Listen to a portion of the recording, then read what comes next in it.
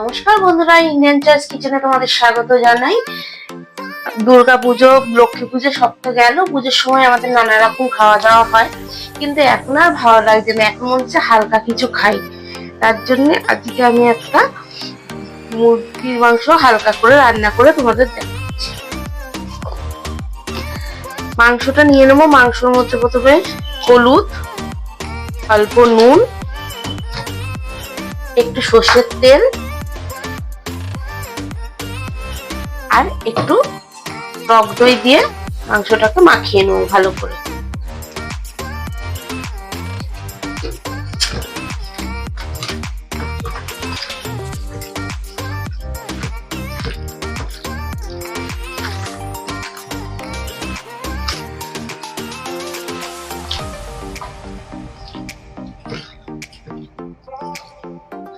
মাংসটাকে 8 ঘন্টার মতন রেস্টে রেখে দেবো।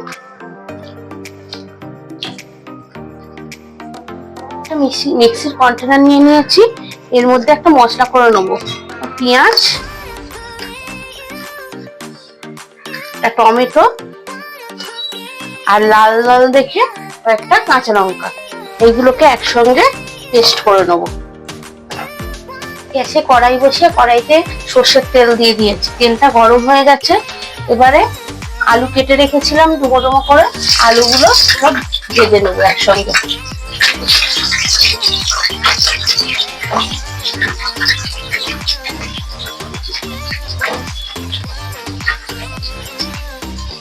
আলুগুলো সব লাল লাল করে ভাজা হয়ে গেছে, এবার আলুগুলো সব তুলে নেবো।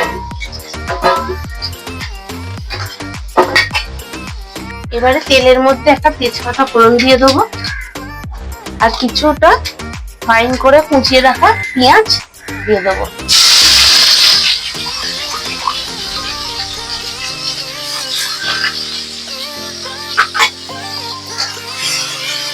পেঁয়াজগুলোকে একটুখানি হালকা করে ভেজে নেবো। পেঁয়াজটা ছেড়ে তেলের মধ্যে একটু চিনি দিয়ে দেবো, দিয়ে পেঁয়াজটা হালকা করে ভেজে নেব। এবারে পেস্ট করে রাখা পেঁয়াজ, লঙ্কা আর টমেটোটা দিয়ে দেবো।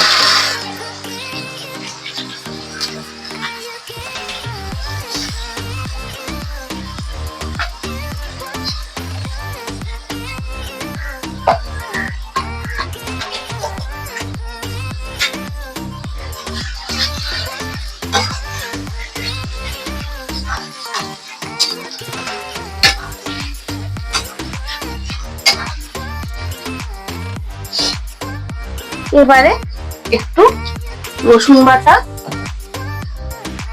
একটু আদা বাটা দিয়ে দেবো, দিয়ে মশলাটাকে ভালো করে কষতে থাকবো। মশলাটা একটু নাড়াচাড়া করে নিয়ে এর মধ্যে হলুদ গুঁড়ো,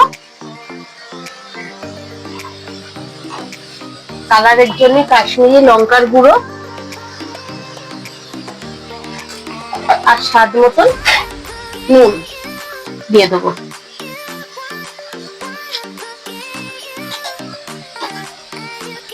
দিয়ে ভালো করে মশলাটা কষতে থাকবো।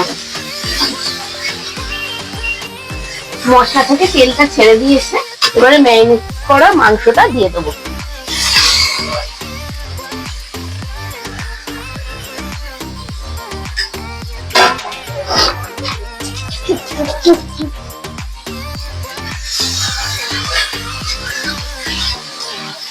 দিয়ে ভালো করে কষাবো।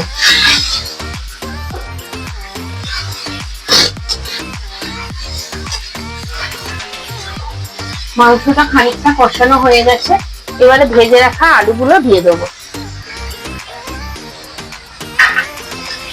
দিয়ে আবার ভালো করে কষিয়ে নেবো।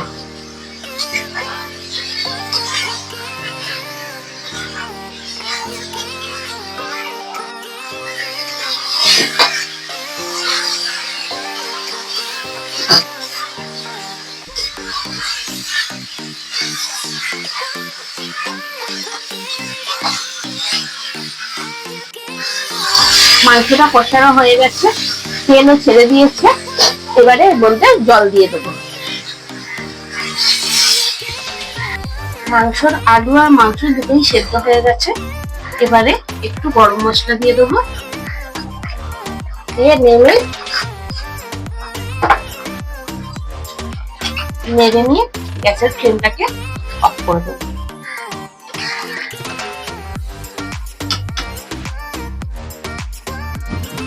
এই দেখো ফাইনালি আমার মুরগির ঝোল রেডি। তোমাদের যদি ভালো লাগে তাহলে লাইক, কমেন্ট, শেয়ার, আর যারা আমার এখনো চ্যানেলটাকে সাবস্ক্রাইব করোনি অবশ্যই আমার চ্যানেলটাকে সাবস্ক্রাইব করো, আর যারা ফেসবুকে দেখছো তারা ফেসবুক পেজটা ফলো করো।